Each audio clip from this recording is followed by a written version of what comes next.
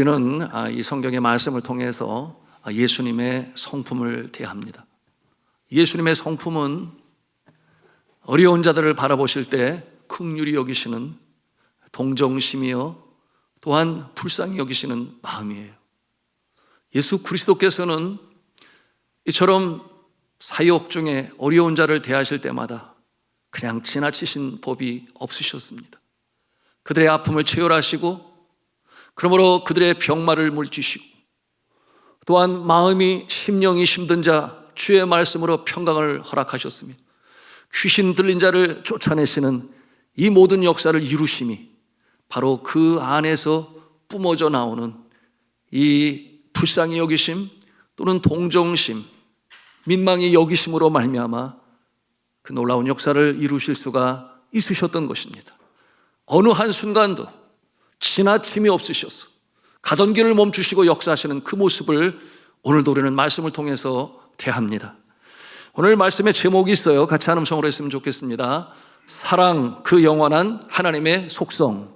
사랑 그 영원한 하나님의 속성. 그렇습니다. 여러분, 예수님의 이 사랑은 그 속의 성품으로부터 분출되어 나왔습니다. 어떤 의무로 행한 것이 아니요, 그러므로 억지로 행한 것이 아니었어요. 영혼의 필요, 육신의 필요, 그 필요를 보실 때마다 주님의 마음에 차오르신 것은 바로 이 동정심이요, 불쌍히 여기심이요, 또한 민망히 여기심이요, 이와 같은 모습을 통하여 그처럼 다시금 일으켜 세우시는 놀라운 역사를 감당하셨습니다. 여러분, 이 불쌍히 여기시는 예수님의 마음은 이 시대, 사랑 없어 냉랭하고 각박한 시대에 주를 따르는 믿음의 사람들에게 있어서 정말 필요한 영적 교훈을 우리에게 제공하시는 거예요. 예수님의 사랑이 여러분의 차고 넘쳐서 사랑으로 행하는 모습이시기를 주님의 이름으로 축원합니다. 그 사랑 실천의 모습이 오늘 우리가 대하는 누가복음 11장 7장 11절 이하에 기록되어 있습니다. 이제 우리 함께 그 현장으로 함께 가시기를 바랍니다. 어느 한 날이었어요. 예수 그리스도께서 나인성으로 나가십니다. 그럼 이 나인성은 예수 그리스도께서 성장하신 나세스로부터 약 7.2km 지점에 있는 그렇게 멀지 않은 마을이었습니다. 그날도 허다한 무리가 예수님을 따랐어요. 그런데 이 성문 어귀에 도착하게 되었을 때 예수님은 또 다른 무리를 만나게 됩니다. 그들은 한 죽은 자의 추검을 관에 담고 무덤으로 향해 나아가는 장례 행렬이었습니다. 사연을 들어보니 너무나 기구했어요. 사람들은 누구나 이 땅에 오면 이 세상을 떠나게 되어 있지만, 여러분, 이 죽은 자는 앞날이 창창한 청년이었습니다. 그리고 이 청년은 한 과부의 하나뿐인 아들이었어요. 그러니 여러분, 이 어머니의 마음이 어떠했겠습니까? 이스라엘에서 이 과부의 신세라고 하는 것은 너무나 비참한 처지에 이른 모습이에요. 남존 여비의 사상이 여전히 그 사회에 만연되어 있었기 때문이죠. 남편이 없이 살아가는 한 여인에게 이 아들은 이 여인의 모두였던 것입니다. 어렵게 키워 청년이 되었는데, 여러분, 그 아들이 얼마나 사랑스러웠겠어요? 이제는 마음을 의지하고 살아야 할 그 아들인데 이처럼 갑자기 어머니를 두고 세상을 떠나게 되니, 여러분, 이 어머니의 마음은 그저 땅이 꺼지고 하늘이 무너지고 그 슬픔 가운데 주체하지 못하고 그 슬픈 장례의 행렬에 이제 무덤으로 향하고 있었습니다. 그 모습을 바라보시는 예수님의 마음에 긍휼함이 일어요. 불쌍히 여깁니다. 그러므로 이 여인을 바라보시며 예수님께서는 위로하시며 뭐라고 말씀하시는가? 울지 말아라, 그렇게 말씀하세요. 울지 말아라. 그리고 예수 그리스도께서 그 관에 손을 대시니 운구하는 자들이 발걸음을 멈추었습니다. 따라서 그 장례 행렬도 전부 멈춰서게 되었어요. 그때 예수 그리스도께서는 이미 이 죽은 청년의 말씀을 하세요. 청년아, 내가 네게 말하노니 일어나라. 내 아니스께 소이 레고 에케르테티.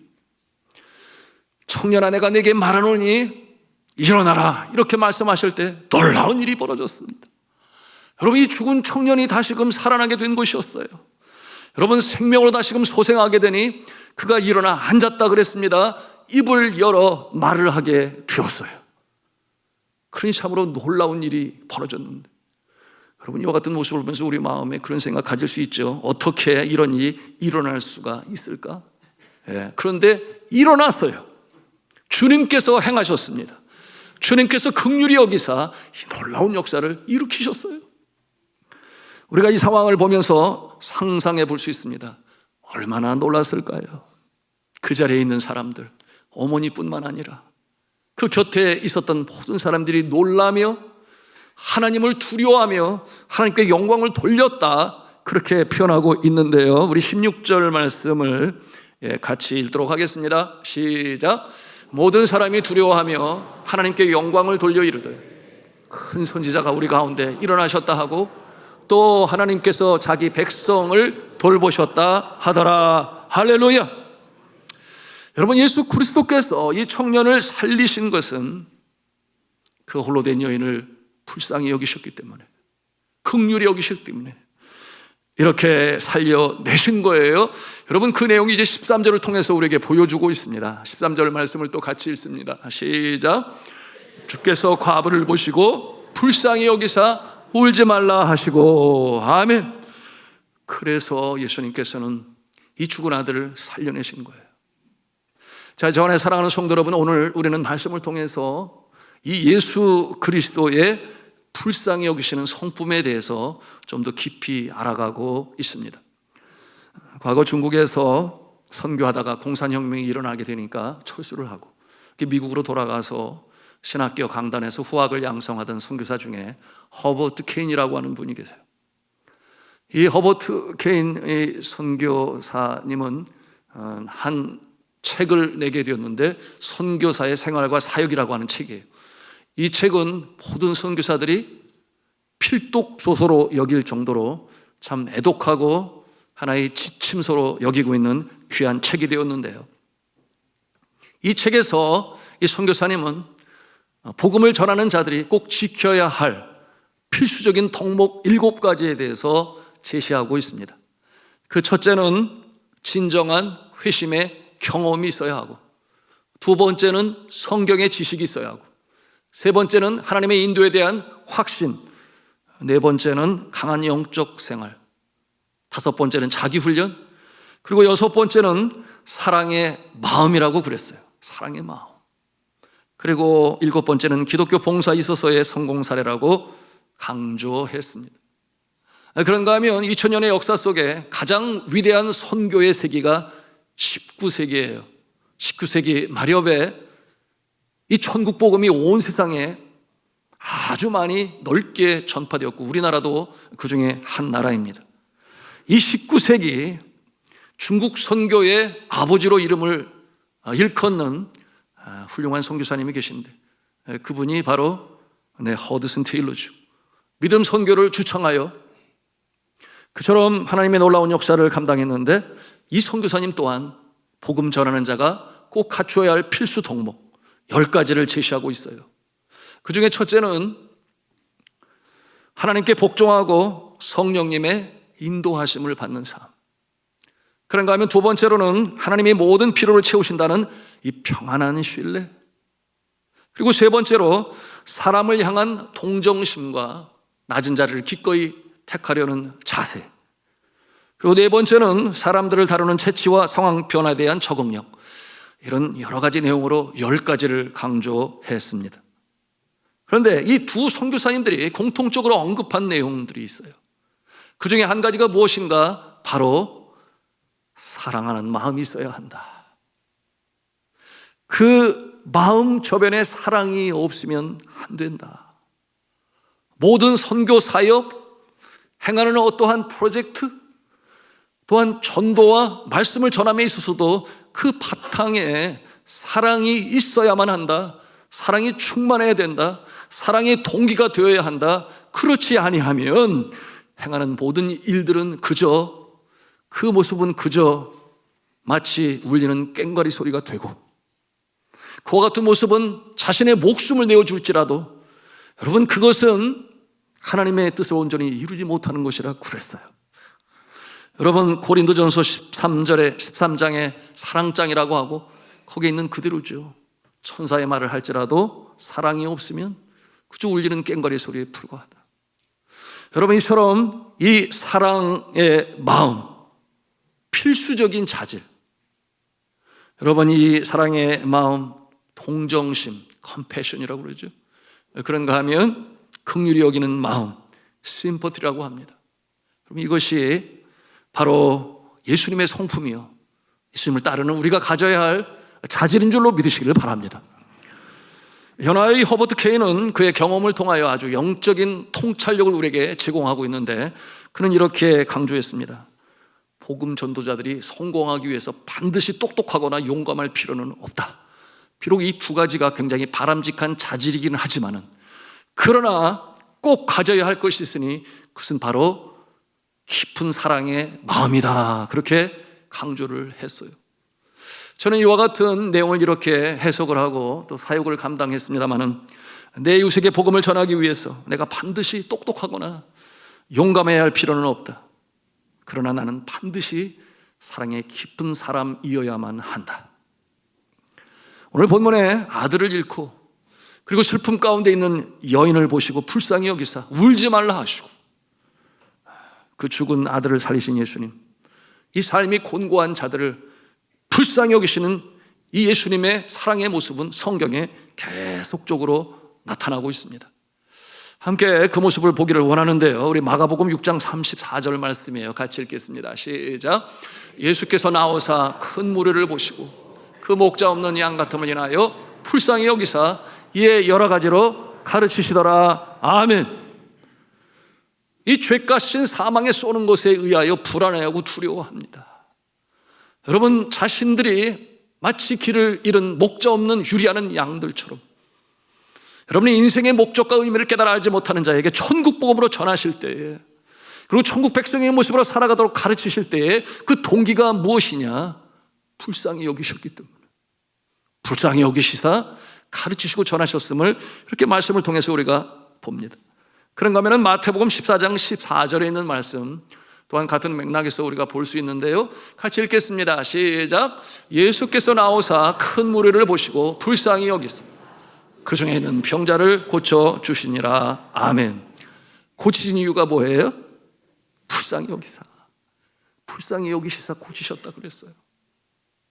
여러분 그런가 하면 이 예수님의 사랑의 행위는 먹을 것이 없어서 굶주리는 자들도 그냥 지나치실 수 없으니 예수 그리스도께서 배고픈 자들을 먹이십니다. 여러분 마태복음 15장에는 배고픈 자 4,000명을 먹이신 칠병이어의 사건이 등장하는데요, 그 내용이 이제 마태복음 15장 32절에 기록되어 있어요. 우리 같이 읽도록 합니다. 시작. 예수께서 제자들을 불러 이르시되 내가 무리를 불쌍히 여기노라. 그들이 나와 함께 있은지 이미 사흘임에 먹을 것이 없도다. 길에서 기절할까 하여 굶겨 보내지 못하겠노라. 아멘. 여러분 사흘이 지났어요. 그 예수님의 천국 복음을 듣기 위하여, 병들고 힘든 자들 고침받기 위하여 예수님 앞에 나올 때 당연히 도시락을 싸가지고 왔겠지요.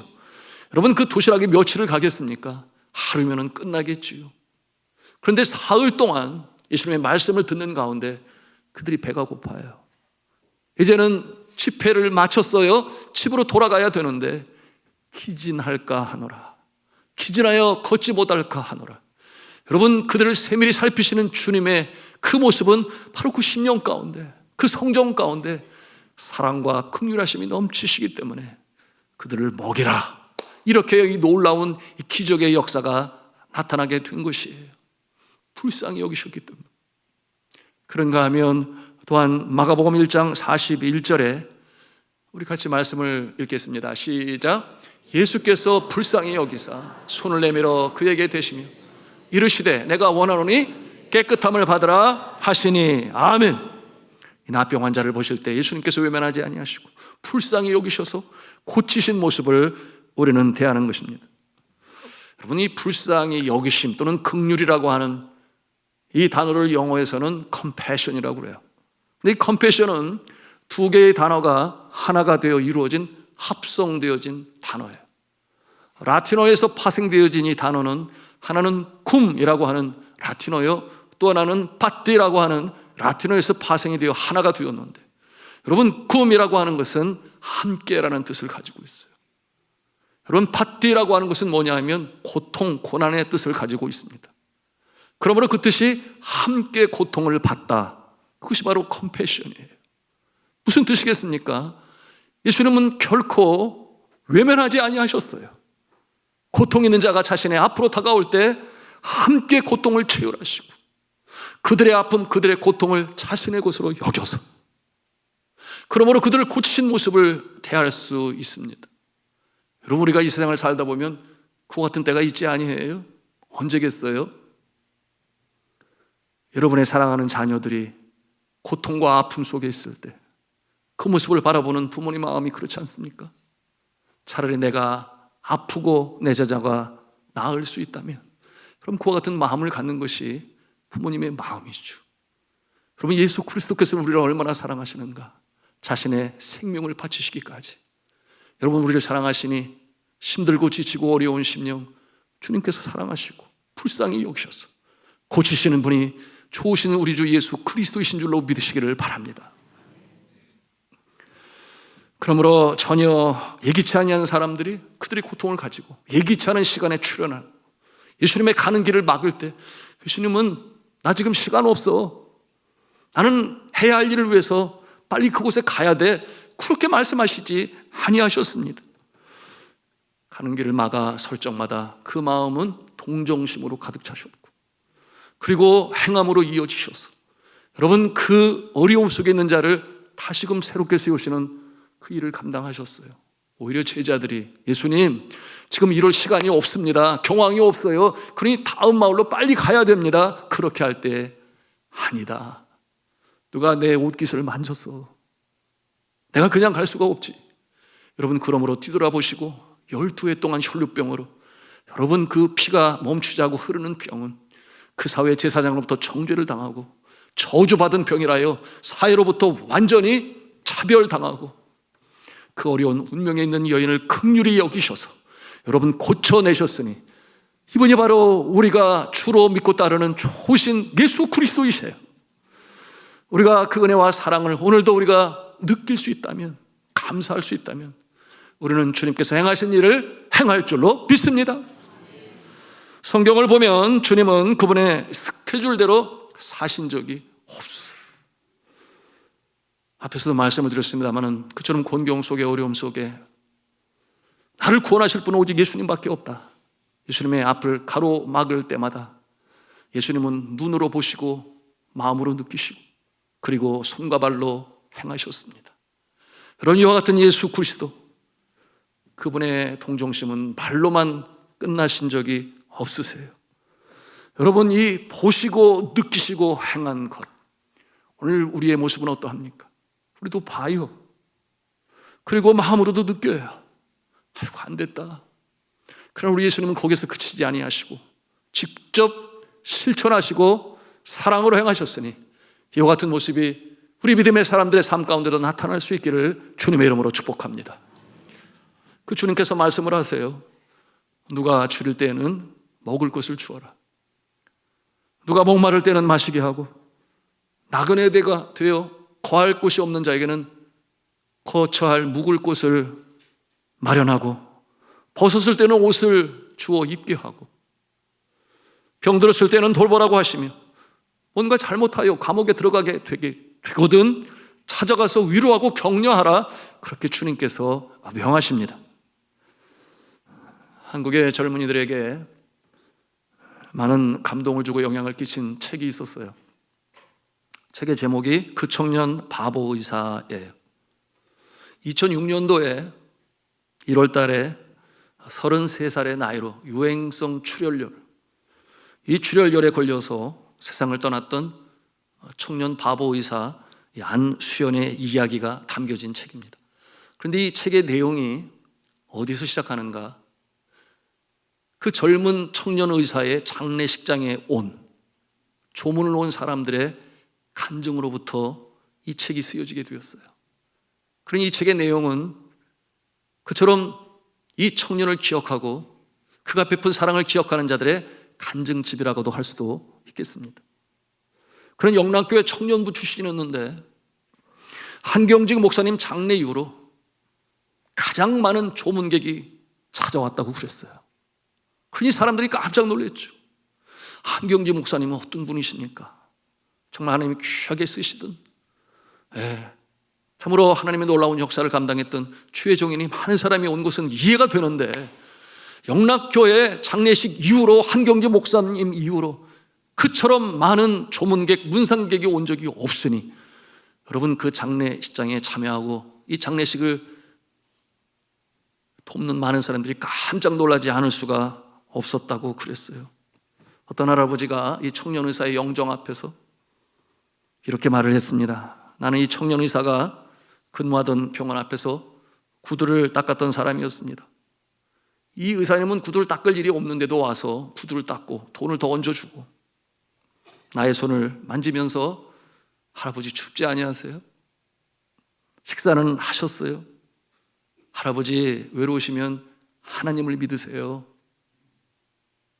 하나님은 할아버지 많이 사랑하세요.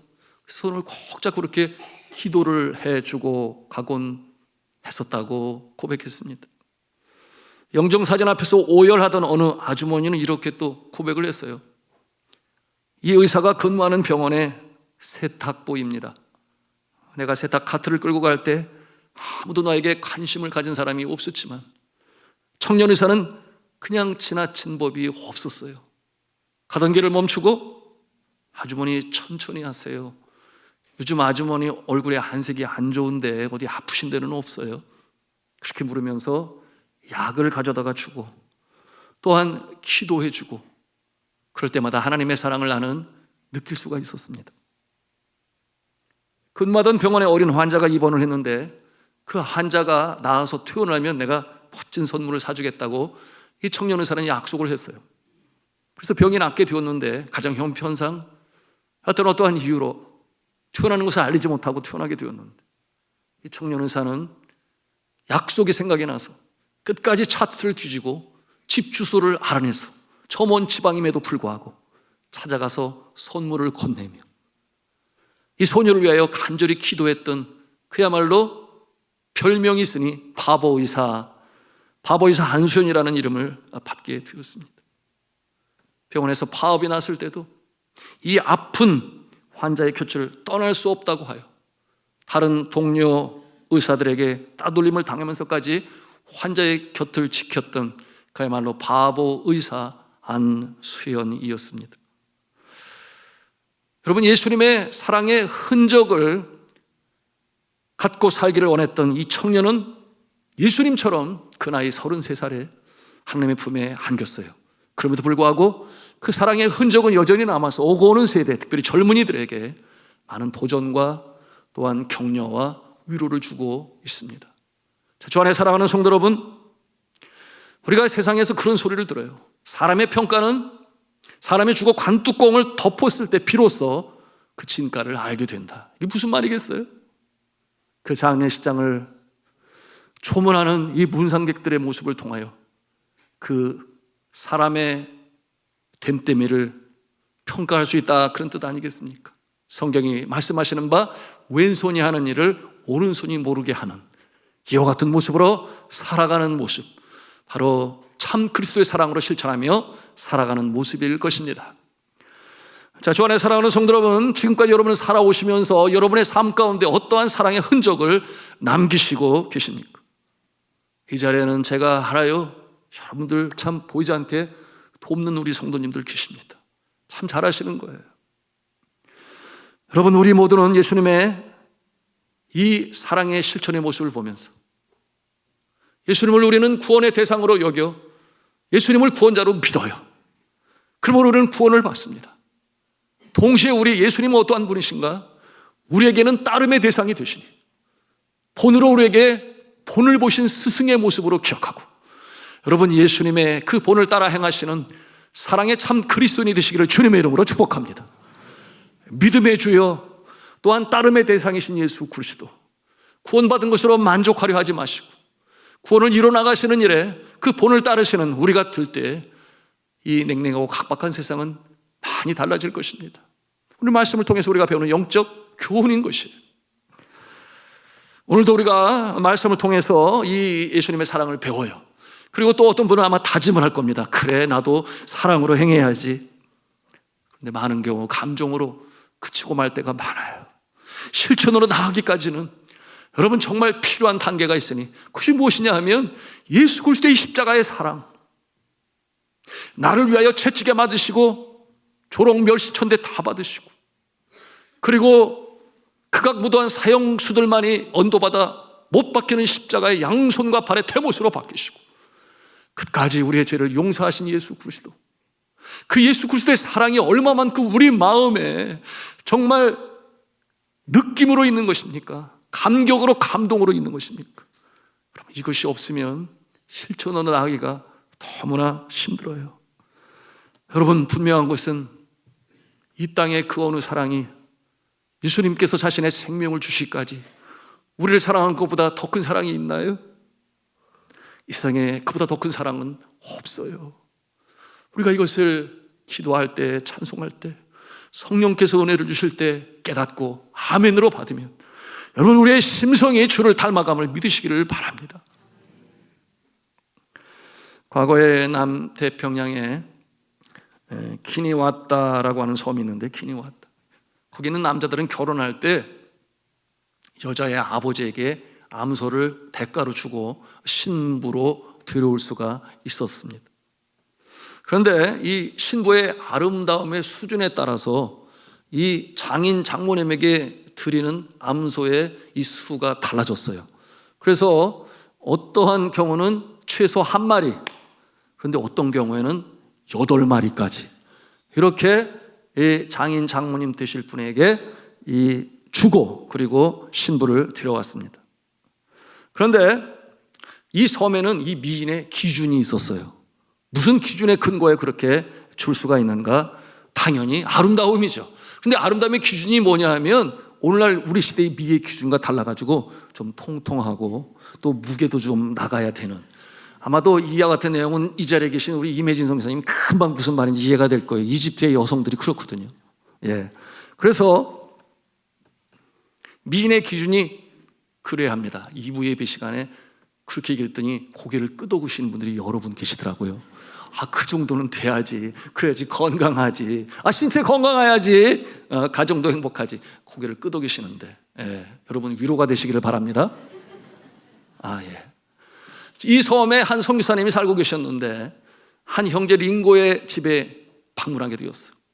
링고의 집에 방문해서 보니까 그의 부인 사리따가 정말 그 섬의 기준에 딱 맞는 정말 통통하고 아름다운 모습을 가지고 있었어요. 그래서 이 선교사님이 링고 형제에게 물었어요. 링고 형제는 이 아내 사리따를 데려올 때 암소를 몇 마리를 주었나요? 그렇게 물었더니 자랑스러운 표정을 가지고 내가 내 아내를 데리고 올 때 암소 8마리를 주고 데려왔습니다. 이렇게 답을 하는 거예요. 그러니 선교사님이 그러면 그렇지 속으로 생각하면서 네, 예, 충분히 이해합니다. 정말 아름답습니다. 그렇게 칭찬을 해 주었어요. 그런데 그렇게 말한 이후에 이 링고의 말이 선교사의 마음을 감동으로 울리기 시작했습니다. 그럼 우리 링고 형제는 이렇게 말을 했어요. 제가 결혼하기 전에 이미 결혼한 아낙네들끼리 모여서 얘기하는 것을 듣게 됐죠. 자기를 데려올 적에 암소를 많이 지불하고 데려왔다고 하는 그 여인의 모습은 밝았으며 해같이 빛나고 그 기쁨과 행복감을 가지고 지금도 살아간다고 하는 거예요. 그런데 그 중에는 말이 없이 고개를 숙이고 그 대화에 참여하지 않으려고 하는 여인이 있었으니 그 여인은 시집 올 때 남편이 암소 한 마리만 주고 데리고 왔어.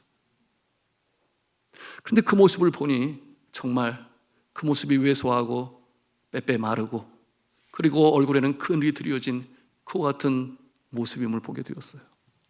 그 모습을 보면서 링고 형제의 마음에는 어떤 생각이 들었는가? 그렇구나. 그와 같은 일로 인하여 평생 그 마음에 그것이 아픔으로 남아서 행복하지 못할 수도 있겠구나. 그런 생각을 갖게 되었습니다. 그리고 이 링고 형제는 말하기를, 제가 그 모습을 보면서 저의 사랑하는 연인, 아내가 될 사리딸을 생각했어요. 사리딸은 그렇게 통통하지 않았어요. 오히려 많이 말랐고, 그래서 어깨는 구부정했죠. 그러나 저는 정말 사리딸을 사랑했지요.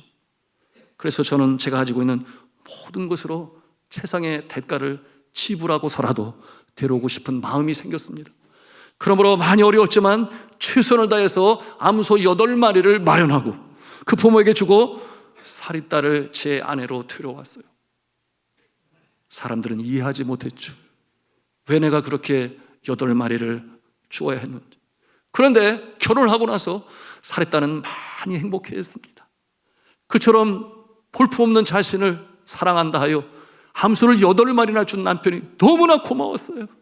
그러므로 행복감을 가지고 그리고 살아가게 되었는데, 그때로부터 통통하지도 않았던 이 사리딸가 살이 붙기 시작하고 살이 찌기 시작하고 그 아름다움의 기준을 완전히 맞추게 되었으니 그야말로 그렇게 아름다울 수 없는 모습이 되었다고 했습니다.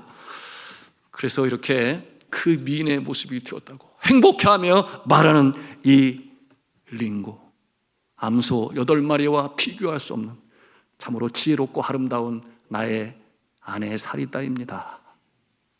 주 안에 사랑하는 성도 여러분, 이 링고의 마음이 바로 아버지 하나님의 마음인 줄로 믿으시길 바랍니다.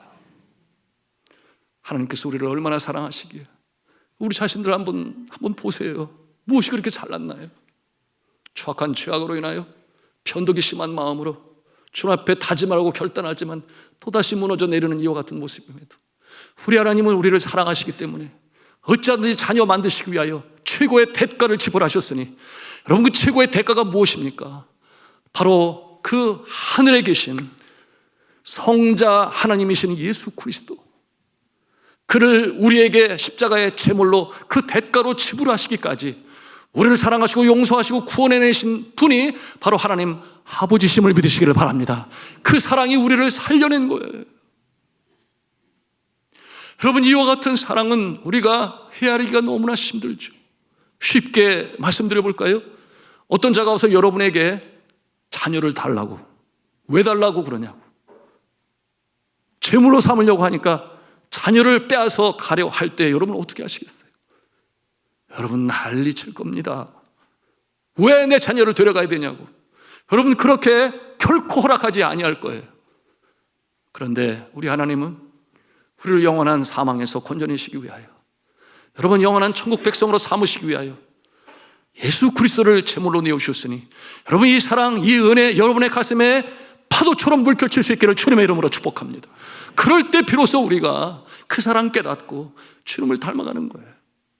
이 하나님 우리를 얼마나 사랑하시는지, 우리의 영혼을 구원하셨을 뿐만 아니라 이 땅에 살아가는 동안에 여러분은 전쟁터와 같은 세상이잖아요. 하루에 몇 번이고 주저앉고 싶을 때가 있어요. 때로는 험산 줄령 넘어야 하고 눈물의 골짜기, 또한 사망의 음침한 골짜기로 지나갈 때도 있습니다. 여러분 그와 같은 상황에서 우리를 지키시고 보호하시기 위하신 하나님의 이 보호하심과 인도하심은 지금도 우리 가운데 있어요. 여러분 이와 같은 내용으로 그 사랑하심을 성경은 우리에게 가르쳐 줍니다. 그러니까 하나님의 말씀 로마서 8장 32절 같이 읽겠습니다. 시작. 자기 아들을 아끼지 아니하시고 우리 모든 사람을 위하여 내주시니가 어찌 그 아들과 함께 모든 것을 우리에게 주시지 아니하겠느냐. 아멘. 자기 아들을 아끼지 아니하고 주신 하나님께서 무엇을 못 주시겠어요? 다 주시지 않겠습니까? 은사를 주셔서, 지혜를 주셔서, 건강을 주셔서, 믿음을 주셔서 오늘도 살게 하시는 분이 좋으신 하나님 아버지심을 믿으시기를 바랍니다. 성도 여러분, 이 사랑이 우리의 삶 가운데 배어나와야 되는데 우리는 때때로 억지로 행할 때가 있죠. 얼마 하지를 못해요.